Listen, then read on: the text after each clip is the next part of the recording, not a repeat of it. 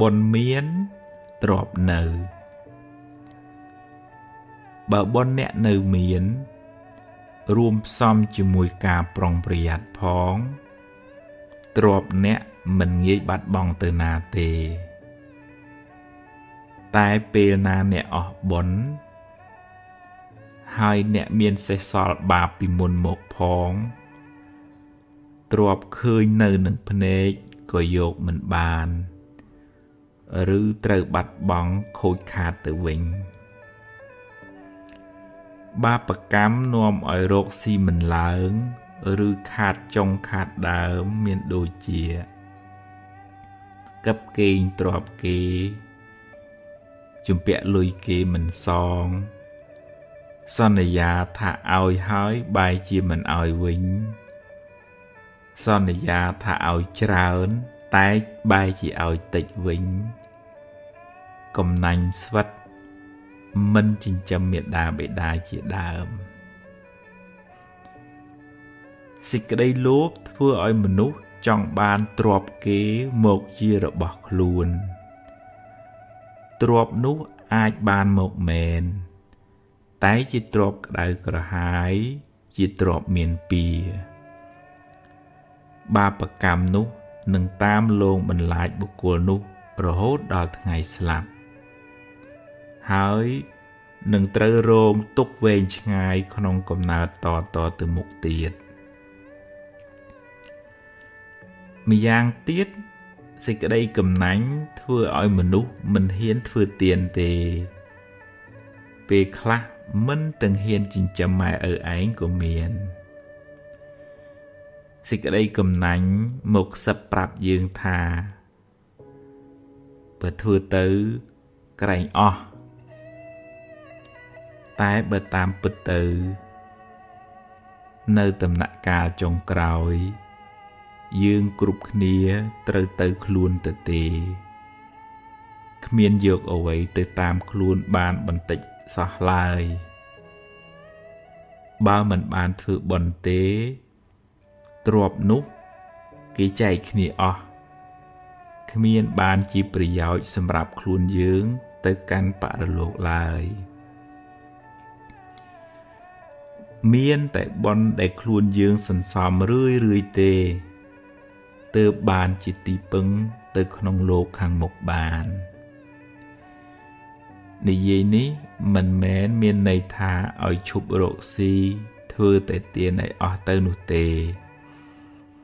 แต่กูใบใจสำหรับสิ่งใดสกปัจจุบันพองสันสอมบนบานจิตติปึงเติขนงปะระโลกในพองปลุกดำนาเกิดสลับคือเตรทวดดำนาไตมันเนี่ยไอขมีนเนี่ยน้ำมกุมโดนเนี่ยเตรีไอบอนได้นวมเอาเนี่ยจำรานโดยตรอบสมบัติโรคซีทูคือการเจถือเตียนสงครูดอนเนี่ยลำบากได้ลูกหายทาสังกหะเตียนนังการจินจำเมียดาใบดาตุมนุกบำรองเนี่ยเมียนเซอร์จีดามได้ลูกหายทาโบจีเตียนบุกกูลได้เมียนจัดสับบรอเมียนจัดเมตตามันกำนันมันกึดแต่ครูนไอระเมงตัวตูบานสิกได้สลังสิกได้ซอกตั้งปีปัจจุบันระโหดปะระโลกนี้กุศลธนะเตียนเมื่อปีขังไกลหะโดยจีออตรอปิคลูนแต่วิเมียนอุปมาโดยจีกาปรุสเรขนงสรายเนออสเรปูปีลไอแมนแต่จงกรอยเนตตูบานพอจรานบุคคลได้บานถือเตียนตุกหายการเจียดนาแต่งการขนงตระโกลเมียนตรอบสมบัติบารกตูเตียนก็โรคบานโดยเงียหายมันเงียบัดบังตรอบสมบัติเตนาเต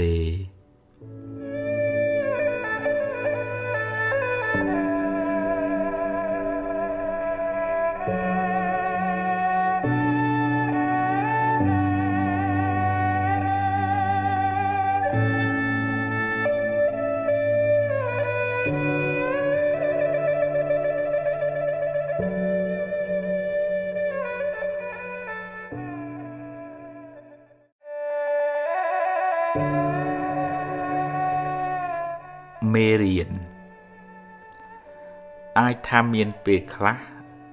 អ្នកគិតមិនបានគ្រប់ជ្រុងជ្រោយហើយក៏និយាយជ្រុលជ្រោះឬសម្រេចចិត្តខុស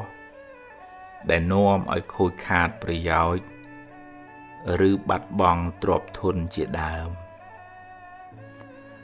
សូមកុំស្ដីបន្ទោសខ្លួនឯងច្រើនពេកអីដំណើរជីវិតតែងមានខុសខ្លះអីចឹងឯងគ្មានអ្នកណាម្នាក់បានល្អ 100% ទេអាយុនៅក្មេងចិត្តគំនិតក៏នៅក្មេងខ្ចីធ្វើឲ្យអ្នកឆាប់ឆេវឆាវហើយគិតខ្លីវាជាដំណើរធម្មតានៃការវិវត្តផ្នែកខួរក្បាលនិងចិត្តគំនិតបើខុសឆ្គងសូមការអនុគ្រោះលើកលែងពីគេទៅកុំខ្មាស់អៀនអីរួចហើយងើបឡើងបន្តដំណើរទៅមុខទៀតផ្ដល់ឱកាសឲ្យខ្លួនឯងជាលើកទី2ក្មេងធ្លាប់ដួលរាប់សិបដងតម្រាំចេះដើរចាត់ទុកកំហុសខុសឆ្គងនិងបរាជ័យទាំងនោះថាជាមេរៀនជាបទពិសោធន៍សម្រាប់ការសម្រេចចិត្តឲ្យបានត្រឹមត្រូវនៅថ្ងៃក្រោយរឿងមិនល្អធ្វើឲ្យអ្នកឈឺចាប់តែវាជួយអ្នកឲ្យមើលឃើញបញ្ហាបានច្បាស់ជាងមុនស្គាល់មនុស្សបានប្រកបជាងមុនអង្គុលីមៀលផុងខ្លួនធ្វើខុសដើរសម្លាប់មនុស្សរាប់រយរាប់ពាន់នាក់តែចុងក្រោយបានតាំងចិត្តកែខ្លួនបួសជាបព្វជិតហើយបានត្រាស់ជាព្រះអរហន្តបានជាសាវកដ៏ឆ្នើមរបស់ព្រះពុទ្ធជាម្ចាស់ទៀតផងអ្នកបានធ្វើកំហុសពីមុនមកហើយចេះកែប្រែខ្លួនព្រះពុទ្ធជាម្ចាស់ទ្រង់សរសើរថាជាបណ្ឌិតជីវិតបានភ្លឺត្រចះត្រចង់ឧបមាដូចជាព្រះច័ន្ទបានចេញផុតពីពពកដូច្នោះឯង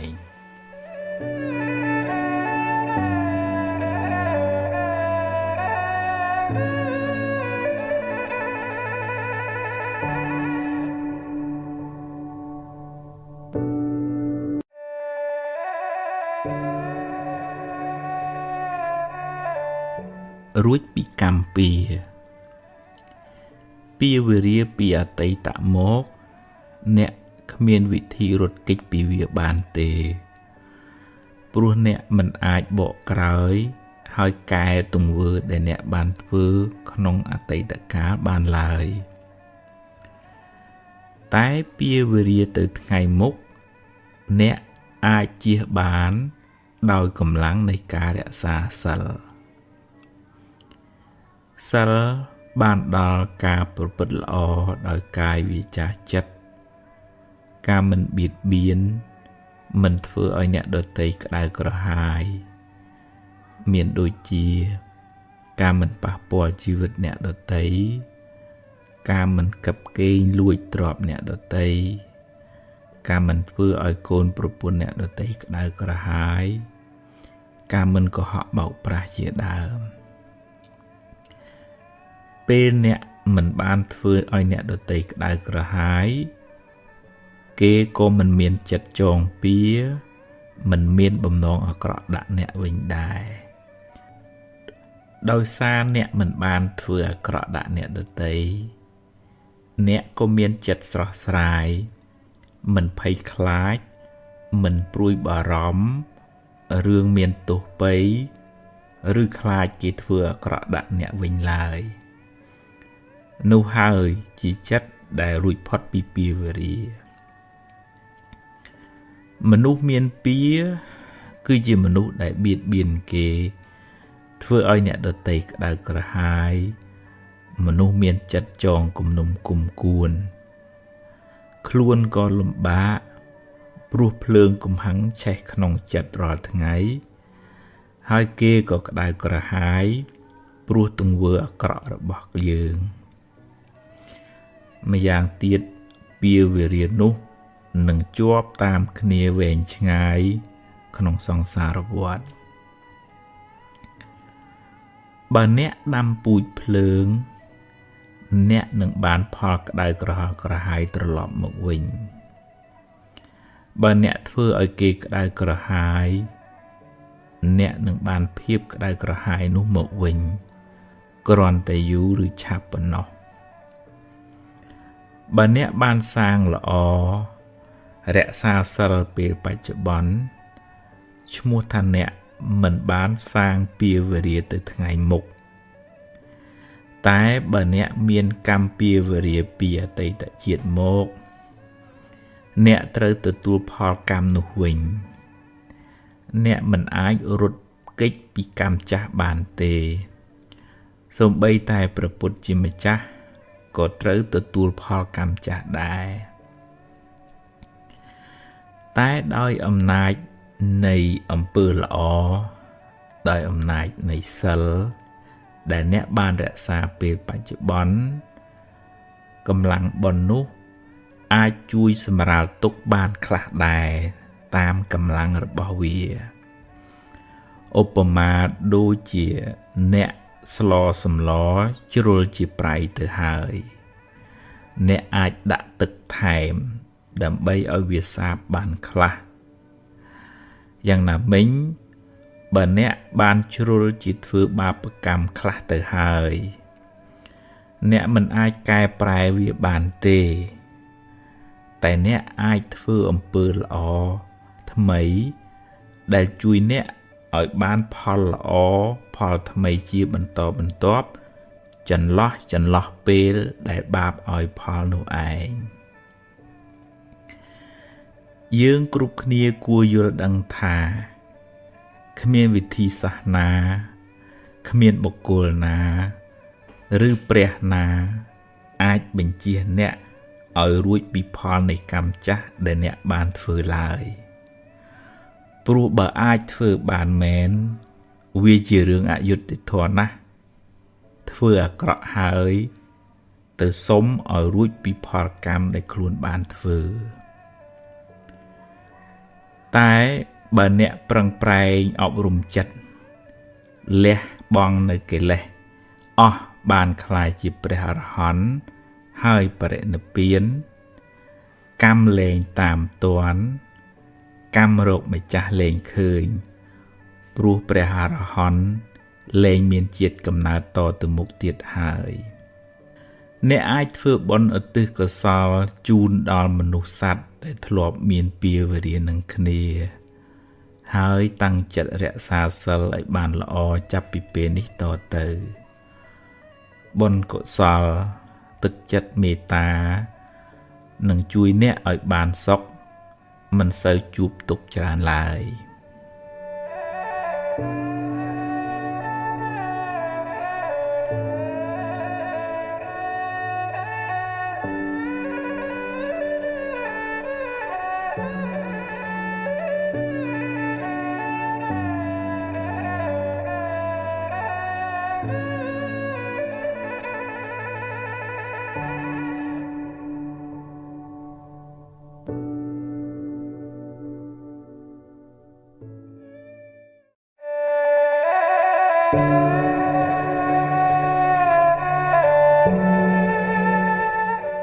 រៀនសម្រេចចិត្តមុននឹងសម្រេចចិត្តគិតឲ្យបានច្បាស់លាស់សិនសួរយោបល់គេឯងឲ្យបានគ្រប់ជ្រុងជ្រោយហើយចុងក្រោយអ្នកត្រូវសម្រេចចិត្តដោយខ្លួនឯងហើយបើសម្រេចយ៉ាងណាហើយធ្វើតាមនឹងទៅកុំសាវ៉ាដូរចុះដូរឡើងពេកអីព្រោះវាធ្វើឲ្យរំខានចិត្តខ្លាំងមិនសូវបានសុខទេហើយបើឧបមាថាការសម្រេចចិត្តនោះខុសនាំឲ្យខូចខាតបាត់បង់សូមគុំទម្លាប់បន្ទោសគេបន្ទោសឯង ឬមួម៉ៅក្តៅក្រហាយស្ដីបន្ទោសខ្លួនឯងយូរពេកអីចាត់ទុកថាវាជាផលនៃបាបចាស់ទៅចុះកុំស្ដាយពេកអីព្រោះស្ដាយទៅបានត្រឹមតែខូចចិត្តយកវាជាមេរៀនគិតសារជាថ្មីឡើងវិញធ្វើឲ្យបានប្រសើរជាងមុន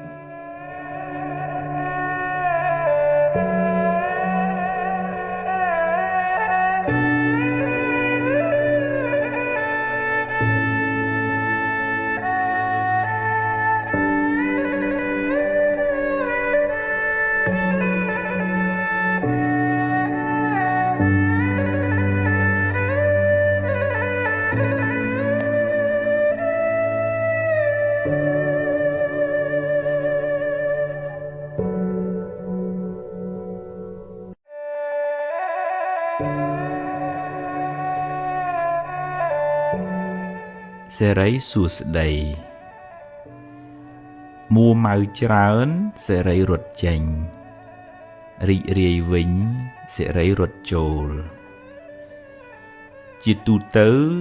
យើងឲ្យតម្លៃសេរីសួស្តីទៅលើរឿងល្អល្អរឿងសប្បាយមានលៀបមានជ័យជាដើមតែគួរចងចាំថាផលល្អទាំងនោះកើតឡើងអាស្រ័យហេតុល្អហេតុដែលជាកុសលដែលអ្នកខិតខំប្រព្រឹត្តធ្វើពីមុនមកហេតុនៃសេរីសួស្តីនោះមានដូចជាការសេពគប់ត្រូវការតស៊ូព្យាយាមក្នុងកិច្ចការងារដែលអ្នកធ្វើការរៀនសូត្របង្កើនចំណេះដឹង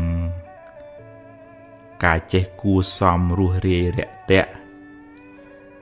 ការចេះចែករំលែកដល់អ្នកលំបាក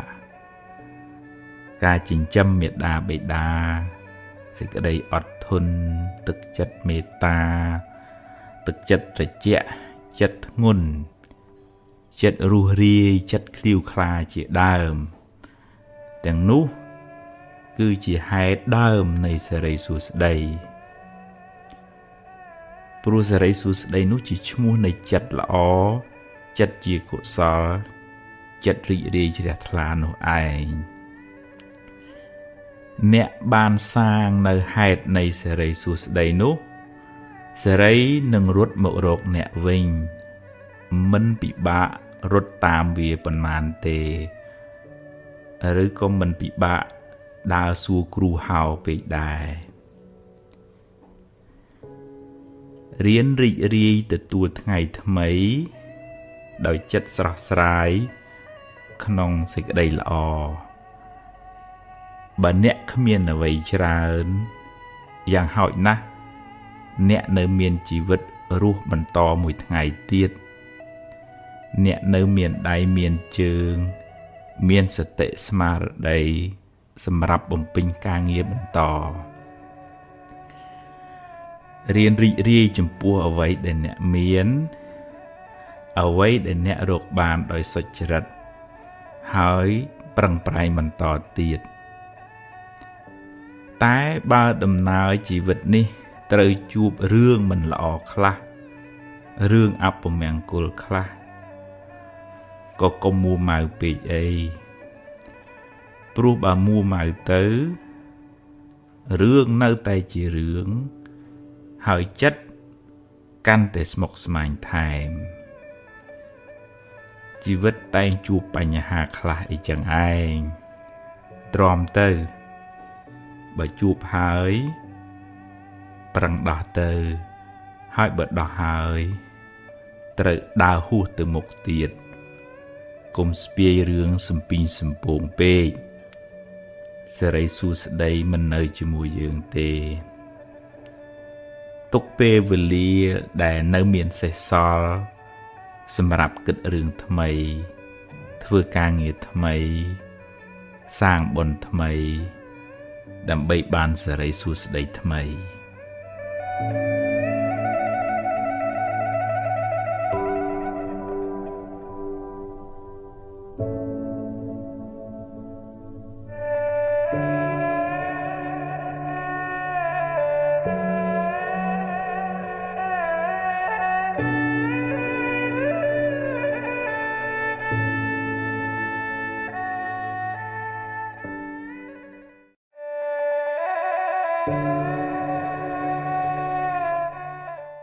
ហួសហើយអតីតកាលល្អក្តីមិនល្អក្តីបានកន្លងហួសទៅហើយទោះបីអ្នកស្ដាយប៉ុណ្ណាក៏ទាញមកវិញមិនបានដែរអនុញ្ញាតឲ្យវាប្រែប្រួលតាមដំណើរនៃធម្មជាតិរបស់វារឿងល្អជាផលនៃកម្មល្អដែលអ្នកបានសាងរឿងមិនល្អជាផលនៃអកុសលកម្មដែលអ្នកបានប្រព្រឹត្តពីមុនមកជីវិតរបស់មនុស្សម្នាក់ប្រព្រឹត្តទៅតាមកម្លាំងកម្មដែលខ្លួនបានធ្វើពីអតីតផងកម្មក្នុងពេលបច្ចុប្បន្នផងអ្នកមិនអាចរត់គេចពីផលនៃកម្មបានឡើយរឿងខ្លះកើតឡើងហួសពីការស្មានរបស់អ្នកហើយអ្នកគ្មានសមត្ថភាពទៅបង្គាប់បញ្ជារឿងខាងក្រៅបានទាំងស្រុងទេកម្លាំងអ្វីស្មើដោយកម្លាំងកម្មមិនមានឡើយណដ្ឋិកម្មੰសមੰពលំបើមានហេតុគ្រប់គ្រាន់រឿងនឹងកើតឡើងអ្វីមិនមែនជារឿងចៃដន្យទេបើអ្នកបានជួបរឿងមិនល្អហើយអ្នកកើតចិត្តមួម៉ៅក្តៅក្រហាយអ្នកបានបង្កើនទុក្ខនោះឲ្យមានទម្ងន់ទ្វេដងរឿងក៏អាក្រក់ចិត្តក៏មួម៉ៅទុក្ខទាំងកាយទុក្ខទាំងចិត្តណាស់ហើយចុះរឿងបានកន្លងផុតទៅហើយចាត់ទុកជាមេរៀនជាបទពិសោធន៍សម្រាប់ការសម្រេចចិត្តលើកក្រោយចាប់ផ្ដើមសារជាថ្មីគិតរឿងថ្មីនិយាយរឿងថ្មីធ្វើកិច្ចការងារថ្មីលទ្ធផលក៏បានថ្មីដែរអតីតកាលមិនមែនជាផ្ទះសម្រាប់អ្នកនៅទេវាគ្រាន់តែជាស្រមោលទេតើតែបើរឿងអតីតកាលនោះជារឿងល្អជារឿងបុណ្យកុសលអ្នកអាចចងចាំនិងរំលឹករំលើកដល់អំពើល្អនោះរឿយដើម្បីឲ្យចិត្តបានរីករាយម្ដងទៀតបានបុណ្យម្ដងទៀត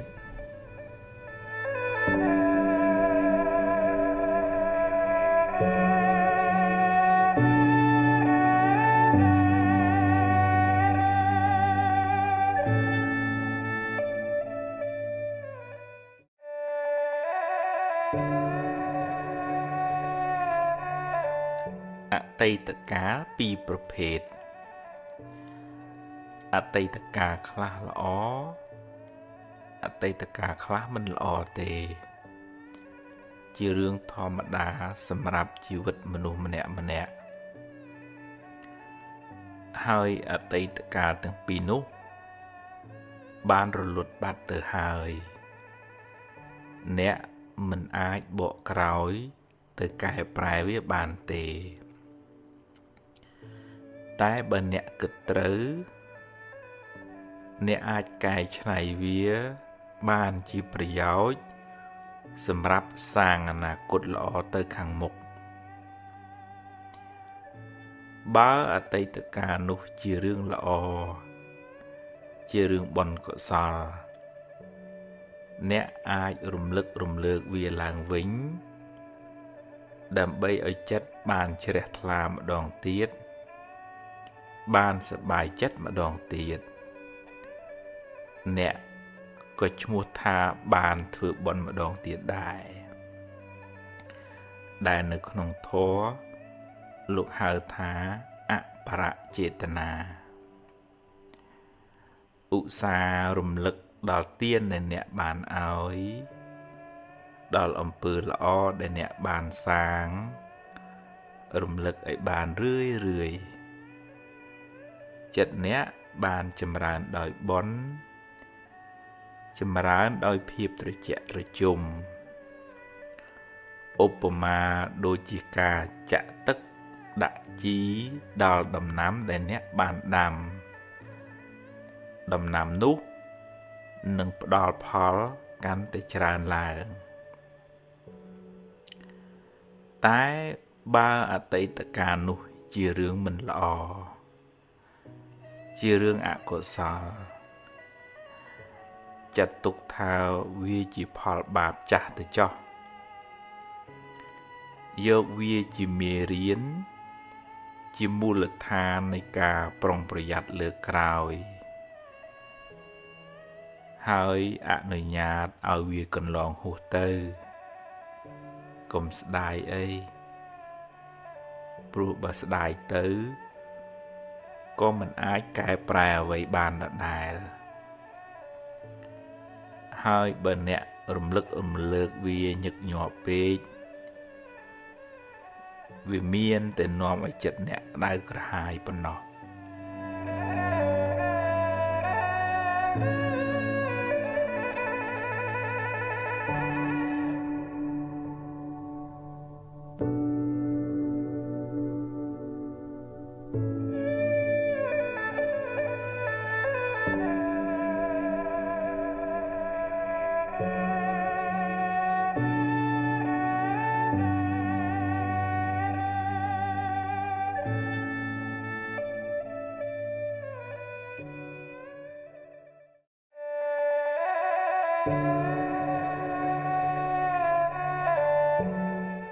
ខ្ញុំខំធ្វើល្អ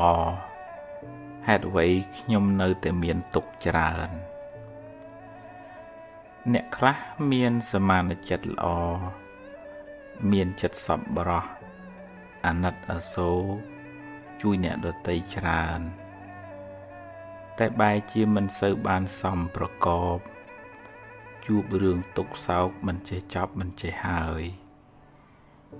ពេលខ្លះជួយគេហើយបែរជាគេរមិលគុណនិយាយអាក្រក់រហូតដល់ធ្វើទុក្ខបុកម្នេញមកវិញក៏សឹងមាន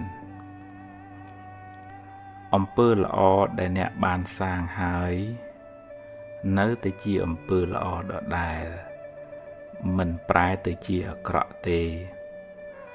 គ្រាន់តែវាមិនទាន់មានពេលឲ្យផលប៉ុណ្ណោះចំណែករឿងមិនល្អរឿងអកុសលដែលអ្នកបានជួបវាជាផលនៃកម្មចាស់ដល់ពេលត្រូវឲ្យផលគួរស្វែងយល់ផងដែរថាបុណ្យកុសលមានច្រើនលំដាប់ហើយបុណ្យទាំងនោះជួយអ្នកឲ្យបានស្រាលពីទុក្ខតាមលំដាប់ដែរកុសលថ្នាក់ទានលះចិត្តកំណាញ់លះចិត្តជាប់ជំពាក់កុសលថ្នាក់ទាននោះជួយអ្នកឲ្យមានគេស្រឡាញ់រាប់អានច្រើនមានកិត្តិយសកេរ្តិ៍ឈ្មោះល្អនិងជាឧបនិស្ស័យនៃការរកទទួលទានមានបានតែកុសលថ្នាក់ទាននោះមិនអាចជួយអ្នកឲ្យរួចផុតពីសេចក្តីទុក្ខផ្លូវចិត្តបានទេកុសលមួយទៀតដែលជួយអ្នកឲ្យរួចពីពាវេរាទៅថ្ងៃមុខគឺការរក្សាសិលបានដល់ការមិនបៀតបៀនមិនធ្វើឲ្យអ្នកដទៃក្តៅក្រហាយអ្នកជាមនុស្សមិនមានពៀទៅណាមកណាមិនសូវព្រួយបារម្ភក្នុងចិត្តព្រោះមិនបានធ្វើខុសហើយមិនសូវមានអ្នកមកបៀតបៀនអ្នកទេ ជាវៀងតែអ្នកមានបាបកម្មពីអតីតជាតិមកកុសលធ្នាក់សិលជួយអ្នកឲ្យរួចផុតពីពាវេរាទៅថ្ងៃមុខតែវានៅតែមិនអាចជួយអ្នកឲ្យរួចផុតពីសេចក្តីទុក្ខផ្លូវចិត្តបានទាំងស្រុងឡើយកុសលធ្នាក់ខ្ពស់ដែលអាចជួយអ្នកបានច្រើនក្នុងការសម្រាលសេចក្តីទុក្ខពីផ្លូវចិត្តគឺកុសលធ្នាក់ភាវនាដែលមានន័យថាការចម្រើនសមាធិការចម្រើនបញ្ញាដែលជួយអ្នកឲ្យមានចិត្តនឹងធឹងមិនសូវញាប់ញ័រនឹងរឿងរ៉ាវទាំងឡាយសមាធិសំដៅលើការវឹកហាត់ចិត្តឲ្យស្ថិតនៅក្នុងអារម្មណ៍តែមួយដែលនាំឲ្យចិត្តបានស្ងប់រងាប់បានត្រជាក់មិនសូវរវើរវាយមិនសូវច្របូកច្របល់ជួយអ្នកឲ្យបានសេចក្តីសុខតាមផ្លូវចិត្តច្រើនចំណែកឯការចម្រើនបញ្ញាសំដៅលើការស្វែងយល់អំពីដំណើរកើតរលត់នៃសង្ខាររៀនលះបង់ការប្រកាន់ចំពោះរឿងរ៉ាវការទាស់ចិត្តនិងការជាប់ចិត្តចំពោះបញ្ហាទាំងឡាយពេលអ្នកបានលះបង់នៅសេចក្តីប្រកាន់នោះពីក្នុងចិត្តរឿងរ៉ាវទាំងឡាយកើតឡើងក៏កំណត់ដឹងថាជាដំណើរនៃធម្មជាតិពេលមានហេតុក៏កើតឡើងពេលអស់ហេតុក៏រលត់ទៅឧបមាដូចជាភ្លើងចង្កៀងពេលនៅប្រេងក៏នៅសល់ភ្លើងពេលអស់ប្រេងអស់បញ្ឆេះភ្លើងក៏រលត់ទៅអ្នកកំណត់ដឹងនៅដំណើរនៃសង្ខារយ៉ាងនេះកាត់បន្ថយនៅសេចក្តីប្រកាន់សេចក្តីទុក្ខក៏ធូរស្បើយពីចិត្តអ្នក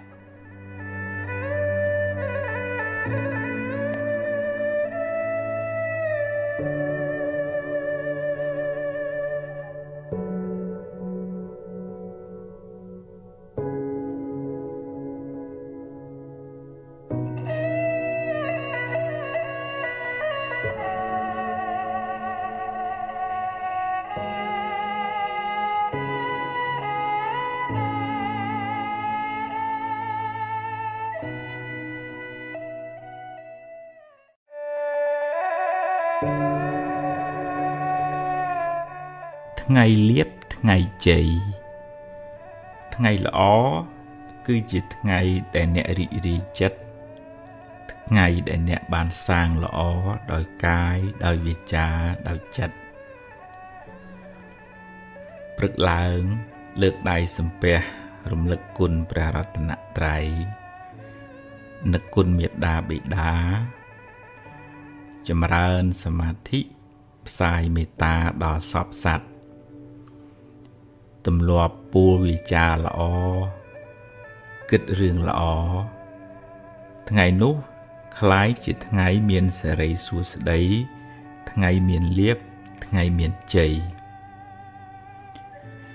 ថ្ងៃរះថ្ងៃលិចជាដំណើរនៃធម្មជាតិមិនល្អមិនអាក្រក់ទេ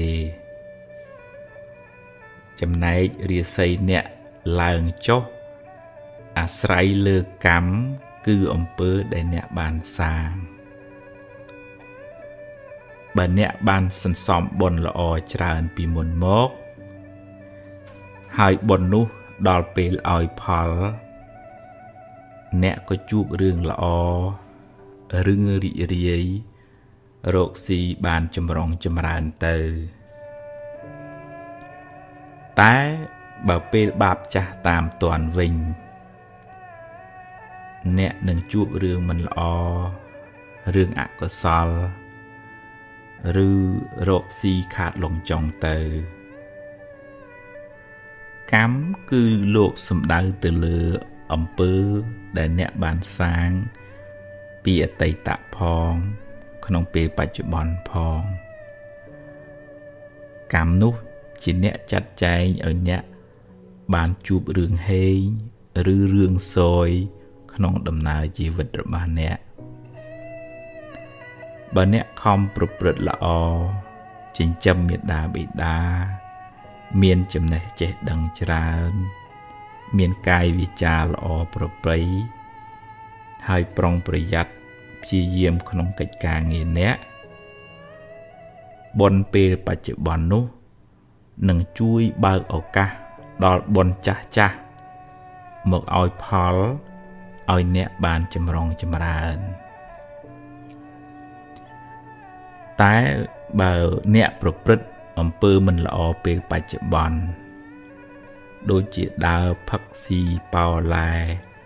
ខ្ជិលច្រអូសធ្វេសប្រហែសកម្មមិនល្អក្នុងពេលបច្ចុប្បន្ននឹងបើកឱកាសឲ្យអកុសលកម្មពីអតីតមកឲ្យផលមិនខានអ្នកនឹងលិចលង់នឹងមិនចម្រុងចម្រើនទៅមុខឡើយព្រោះកម្មបច្ចុប្បន្នក៏មិនល្អកម្មពីអតីតក៏ឲ្យផលថ្ងៃហេងថ្ងៃសួយអាស្រ័យលើកម្មអ្នកអាស្រ័យលើចិត្តអ្នកមិនឋិតនៅលើមាត់គេថាទេបើអ្នកចង់បានថ្ងៃល្អចង់បានថ្ងៃជ័យត្រូវខំសាងល្អល្អដោយកាយល្អដោយវាចាល្អដោយចិត្តហើយបើមានថ្ងៃខ្លះអ្នកជួបរឿងសោយជាថ្ងៃដែលបាបចាស់ឲ្យផលសុំគុំកើតទុក្ខទុំមនាស់ទុំមនិញច្រើនពេកអីចិត្តទុកថាជាផលនៃបាបចាស់ហើយខិតខំ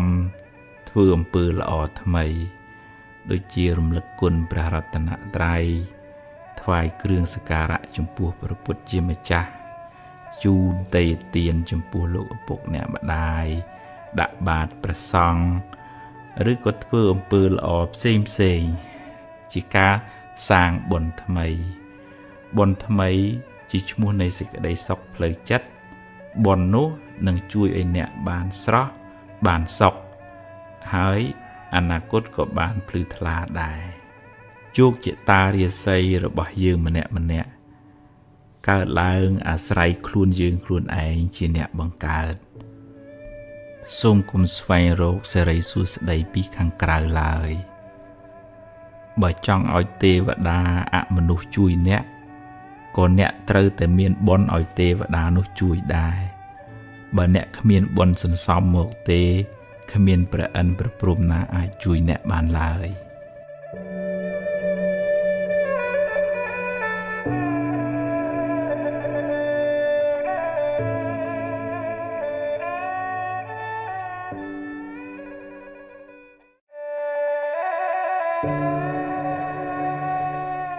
ទ្រព្យគេទ្រព្យយើងក្នុងដំណើរនៃវដ្តសង្សារនេះមិនដឹងថាយើងម្នាក់ជាប់ជំពាក់កម្មជាមួយអ្នកណាខ្លះធ្លាប់ធ្វើបាបធ្វើអាក្រក់ចងពៀជាមួយគ្នាពីជាតិណាមកទេកំហឹងគំនុំស្អប់ចងអាឃាតគ្នាឬបាបកម្មណាមួយសុទ្ធតែនាំឲ្យមានពៀវេរាកំណើតវិលវល់អន្ទូលទៅមកដល់ពេលណាមួយកម្មនោះនឹងវិលមករកអ្នកវិញពេលកម្មចាស់ឲ្យផលអ្នកក៏ត្រូវជួបរឿងមិនល្អព្រាត់ប្រាសឬខាតលងចុងទៅ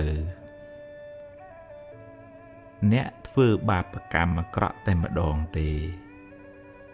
តែពេលកម្មឲ្យផលមិនមែនឲ្យតែម្ដងទេត្រូវឲ្យការគេថែមទៀតត្រូវទទួលផលកម្មនោះច្រើនដងឬច្រើនជាតិដោយសារចេតនាក្នុងការធ្វើកម្មនោះច្រើនដែរ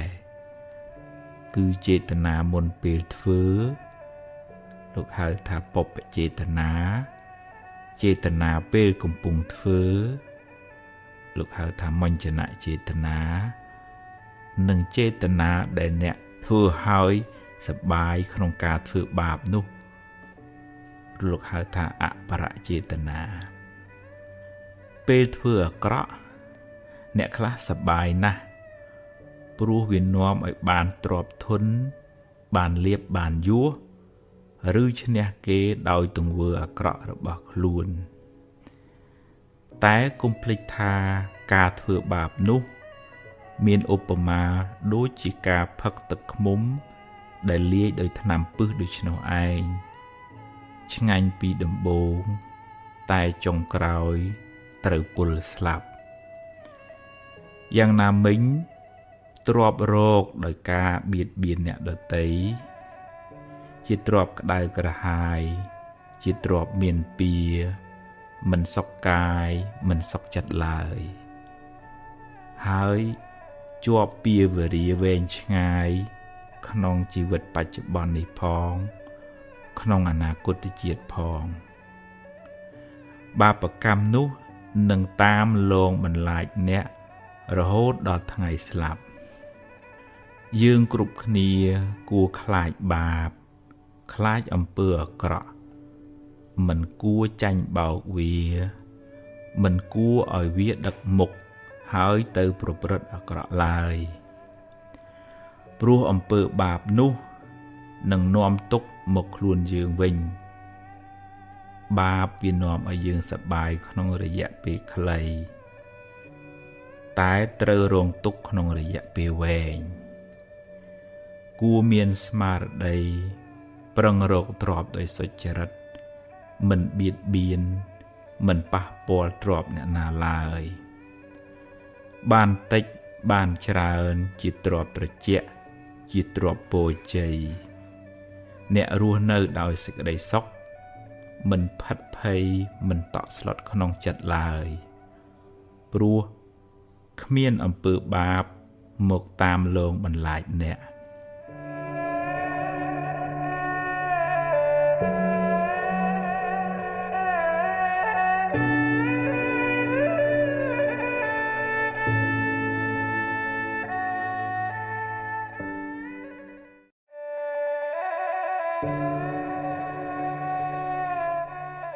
នៅសល់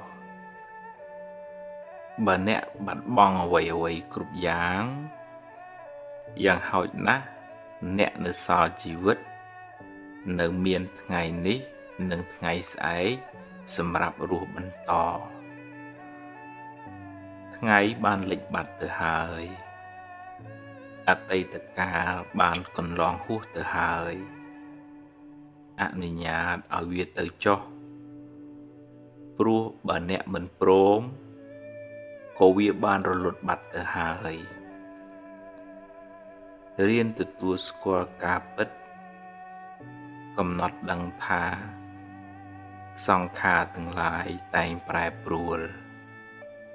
មិនទៀងទាត់ទេអារម្មណ៍ជាអតីតគ្រាន់តែជាស្រមោលវាបានរលត់បាត់ទៅហើយអ្វីដែលអ្នកមានក្នុងដៃគឺពេលវេលានៅបច្ចុប្បន្ននេះការសម្រេចចិត្តពេលនេះអាចជួយកំណត់ជោគវាសនាអ្នកនៅថ្ងៃបន្ទាប់បានយកអ្វីដែលអ្នកមានសេសសល់ធ្វើជាមូលដ្ឋានសម្រាប់ដំណើរទៅមុខនាងបដាចាជួបទុក្ខច្រើនឥតគណនាម្ដាយឪពុកបងប្អូនស្វាមីនិងកូនទាំងពីរជាទីស្រឡាញ់បានស្លាប់ទាំងអស់តែនាងនៅអាចងើបឈរហើយបន្តដំណើរទៅមុខទៀតរហូតបានត្រាស់ជាព្រះអរហន្តីជាសាវិកាដ៏ឆ្នើមរបស់ព្រះពុទ្ធជាម្ចាស់អ្នកប្រហែលជាមិនកំសត់ដូចនាងបដាចាទេអ្នកពិតជាអាចងើបមុខឡើង ហើយសាងអនាគតថ្មីក្នុងផ្លូវត្រូវផ្លូវបុណ្យកុសលជីវិតអ្នកនឹងបានភ្លឺថ្លាបើអ្នកសម្រេចចិត្តចាប់ផ្ដើមធ្វើល្អពីថ្ងៃនេះតទៅ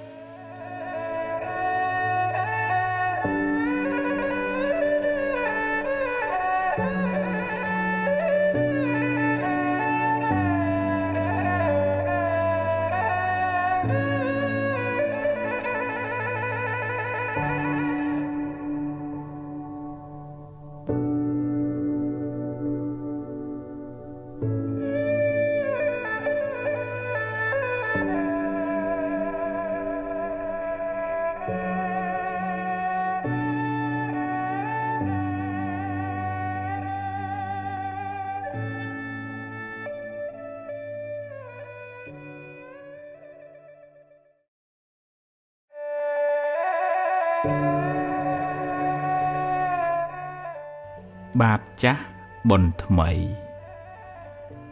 តាមច្បាប់កម្មផលយើងម្នាក់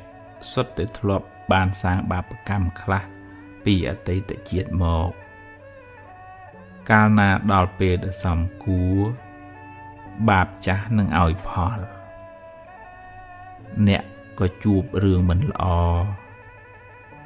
ជួបប្រទះនៅបញ្ហាឬមុខរបរត្រូវខាតបង់ទៅកម្មប្រៀបបានដូចជាស្រមោលអន្ទូលតាមប្រាណតែងជាប់តាមបុគ្គលអ្នកប្រព្រឹត្តនោះទៅក្នុងជាតិកំណើតតទៅទោះបីខំរត់ទៅណាក៏មិនអាចរត់ផុតពីកម្លាំងកម្មដែរសូម្បីតែព្រះពុទ្ធក៏មានបាបតាមឲ្យផលដែរអ្នកធ្លាប់បៀតបៀនជីវិតគេពីអតីតជាតិមកកើតមកក្នុងជាតិនេះក៏សម្បូរជំងឺហើយអាយុមិនវែងទេអ្នកធ្លាប់កឹបកេងទ្រព្យគេនាំឲ្យរកស៊ីមិនឡើងឬខាតលងចុងឬត្រូវបាត់បង់ភ្លើងឆេះទឹកលិចទៅចំណែកអ្នកដែលចូលចិត្តចរណែននិន្ទាអ្នកដទៃកើតមកជាតិណាច្រើនមានគេស្អប់ទៅណាមកណាខ្សត់មិត្តសម្បូរសត្រូវរីឯអ្នកចូលចិត្តខឹងមួម៉ៅច្រើនកើតមកមានរូបមិនស្អាតមុខមិនស្រស់ដូចគេតែគួរចងចាំថារឿងមិនល្អជាផលនៃបាបចាស់រីឯភាពមួម៉ៅក្តៅក្រហាយជាបាបថ្មីដែលធ្វើឲ្យរឿងកាន់តែអាក្រក់ឡើងផលកម្មចាស់គ្មានអ្នកណារត់គេចបានទេតែអ្នកអាចសាងកម្មថ្មីកម្មល្អដែលនាំឲ្យជីវិតបានប្រសើរឡើងវិញជោគវាសនាជីវិតអ្នកមិនពឹងផ្អែកទាំងស្រុងទៅលើកម្មចាស់ទេតែកម្មថ្មីកម្មបច្ចុប្បន្នមានឥទ្ធិពលខ្លាំងលើខ្សែជីវិតអ្នកបើអ្នកជួបរឿងមិនល្អចាត់ទុកថាជាផលនៃកម្មចាស់ទៅចុះខំប្រឹងដោះស្រាយហើយបើដោះហើយងើបឡើងដើរទៅមុខទៀតសូមកុំស្ពាយផលកម្មចាស់នោះតាមខ្លួនយូរពេកធ្ងន់ណាស់បើវាឲ្យផលម្ដងហើយឲ្យវាកន្លងផុតទៅបើអ្នកមួម៉ៅនឹងវានឹងឧស្សាហ៍មករកអ្នកវិញមិនខាន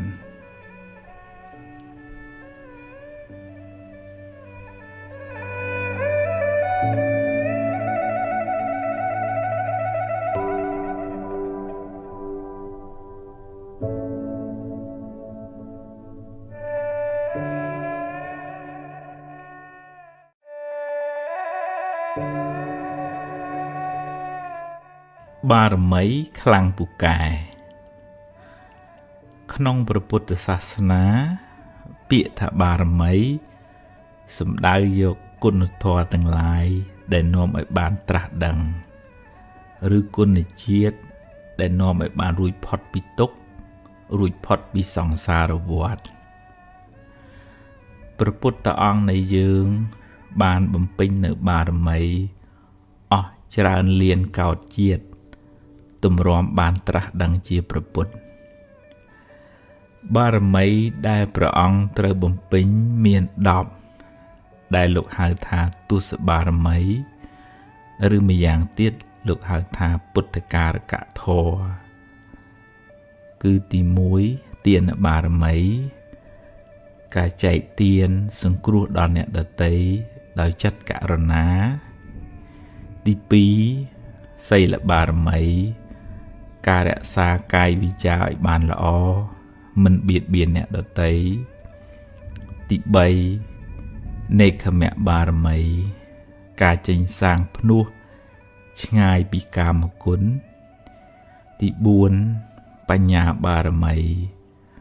ការសន្សំចំណេះដឹងការប្រើបញ្ញាញាណសម្រាប់ត្រេះរិះពិចារណាក្នុងការដោះស្រាយបញ្ហាទី5វិរិយបារមីការតស៊ូព្យាយាមជំនះការលំបាកក្នុងការបំពេញភារកិច្ចរបស់ខ្លួនទី6ខន្តិបារមីសេចក្តីអត់ធន់ចំពោះពាក្យសម្ដីអ្នកដទៃឬការងារលំបាកផ្សេង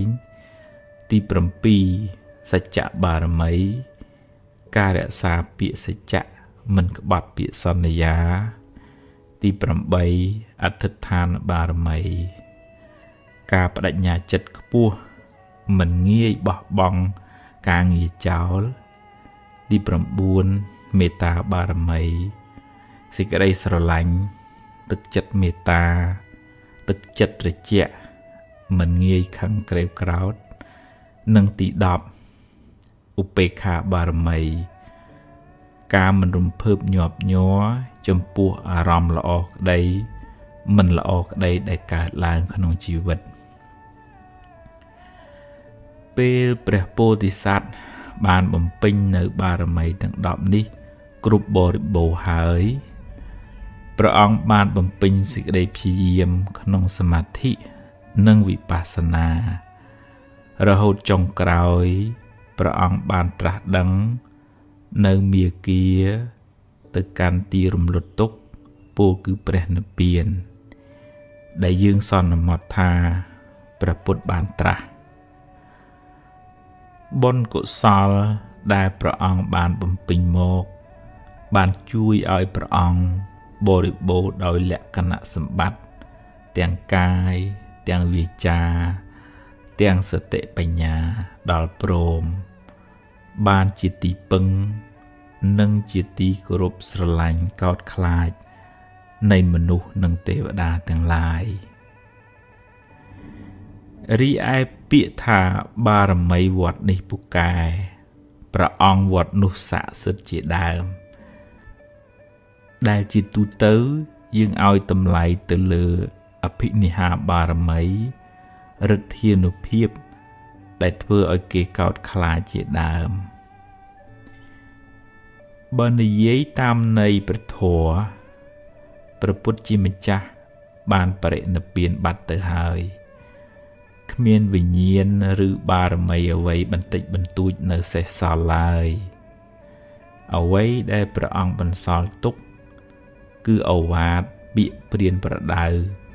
ដែលជាផ្លូវនាំយើងឲ្យបានរួចផុតពីទុក្ខព្រះពុទ្ធរូបជារូបស្នងជារូបតំណាងព្រះពុទ្ធជាម្ចាស់សម្រាប់បានជាទីនឹករលឹកនិងគោរពបូជាតែព្រះអង្គគ្មានចិត្តគ្មានវិញ្ញាណអ្វីមកដឹងរឿងយើងបែបបន់អ្វីឡើយព្រោះព្រះអង្គបានរំលត់ខណ្ឌទៅកាន់បរិនិព្វានហើយបើបងប្អូនទៅថ្វាយបង្គំព្រះពុទ្ធរូប សូមថ្វាយបង្គំដោយការដឹងគុណដែលព្រះអង្គជួយណែនាំយើងឲ្យបានសេចក្តីសុខថ្វាយបង្គំដោយសេចក្តីគោរពចំពោះគុណធម៌របស់ព្រះអង្គមិនគួរទៅថ្វាយបង្គំបួងសួងសុំឲ្យព្រះអង្គជួយយ៉ាងនេះយ៉ាងនោះទេព្រោះវាជាសទ្ធាដែលប្រាសចាកបញ្ញាឧបមាដូចអ្នកដំណើរប៉ុន្តែដើរទាំងពីការភ្នែកតែសូមចងចាំថាការថ្វាយបង្គំចំពោះព្រះពុទ្ធជាម្ចាស់ដោយសេចក្តីគោរពពិតប្រាកដដោយសមាទិដ្ឋិនឹងបានទទួលផលអានិសង្សច្រើនឥតគណនាតែផលនោះមិនមែនព្រះពុទ្ធជាអ្នកផ្ដល់ឲ្យយើងទេគឺផលកើតពីចិត្តជ្រះថ្លាក្នុងចិត្តរបស់យើងផ្ទាល់ដែលបានថ្វាយបង្គំចំពោះព្រះពុទ្ធជាម្ចាស់ដោយសទ្ធាប្រកបដោយបញ្ញារីឯរិទ្ធអានុភាពឬហេតុភេទផ្សេងអាចជាអានុភាពរបស់ពពួកអមនុស្សឬទេវតាឬខ្មោចព្រាយដែលអាស្រ័យនៅទីនោះឬថែរក្សានៅតំបន់នោះជាអ្នកបណ្ដាលឲ្យមានឡើងតែដាច់ខាតមិនមែនជាបារមីឬវិញ្ញាណរបស់ព្រះពុទ្ធឡើយពពួកអមនុស្សនៅទីនោះ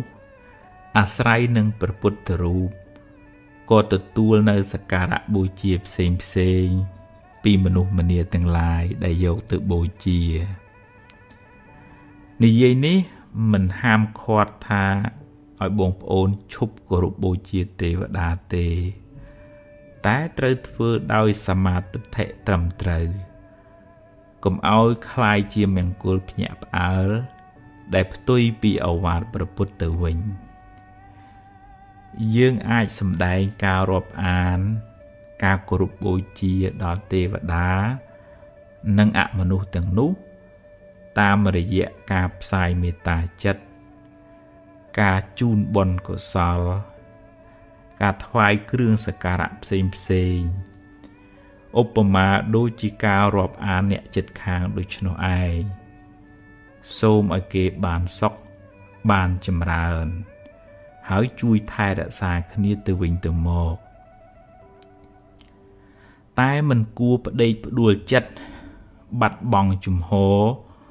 លួងខ្លួនដើរតែបន់ស្រន់បួងសួងសុំសេចក្តីសុខពីគេឡើយហើយភ្លេចធ្វើមូលហេតុនៃសេចក្តីសុខនោះដោយខ្លួនឯងព្រោះអ្វីគ្រប់យ៉ាងសុទ្ធតែមានហេតុផលបើអ្នកគ្មានបុណ្យទេអង្វរករយ៉ាងម៉េចក៏ទេវតាមិនអាចជួយអ្នកបានដែរគេជួយយើងតលតែយើងមានបុណ្យខ្លួនយើងដែរដោយភាសាអង់គ្លេសមួយថា there is no free lunch បើអ្នកជាមនុស្សមានបុណ្យមិនចាំបាច់សុំទេវតាឲ្យជួយក៏បានដែរគឺជាភារកិច្ចរបស់គេត្រូវតែជួយអ្នកដោយពេលដែលព្រះពុទ្ធជាម្ចាស់នៃយើងទ្រង់ចុះចាប់បដិសន្ធិមានទេវតាមកថែរក្សាព្រះគភ៌